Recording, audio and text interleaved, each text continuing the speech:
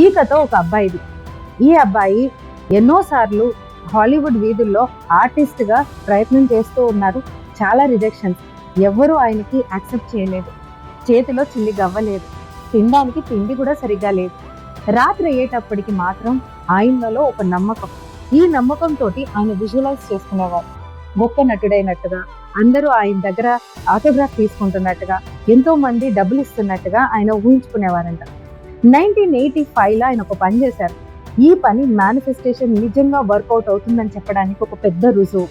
ఆయన ఏం చేశారంటే 1985లో కరెక్ట్గా 10 ఏళ్ల తర్వాత, అది 10 years తర్వాత టైం వేసుకొని ఆయన ఒక చెక్ రాసుకున్నారు. అతనిగానే చెక్ రాసుకున్నారు, $10 million. మళ్ళీ పైన services rendered as an artist అని రాసుకున్నారు. కరెక్ట్గా ఆయన ఆ చెక్ వాలెట్లో పెట్టుకొని డైలీ చూసేవారంట.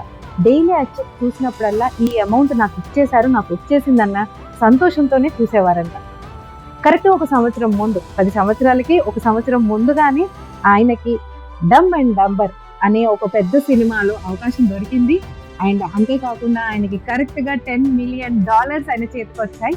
ఆయన ఎవరో కాదండి, actor Jim Carrey. So Jim Carrey prove చేసినట్టు మనం కూడా మన కోరికల్ని నిజం చేసుకోవచ్చు. మన కళలు నిజం అవ్వాలంటే ఒకటి ముఖ్యమైనది ఏంటంటే నమ్మకం. ఎప్పుడైతే మీకు మీ పైన నమ్మకం ఉంటుందో మీరు ఎలాంటి కోరికైనా నిజం చేసుకునే సత్తా ఉంటుంది. That is the power of manifestation.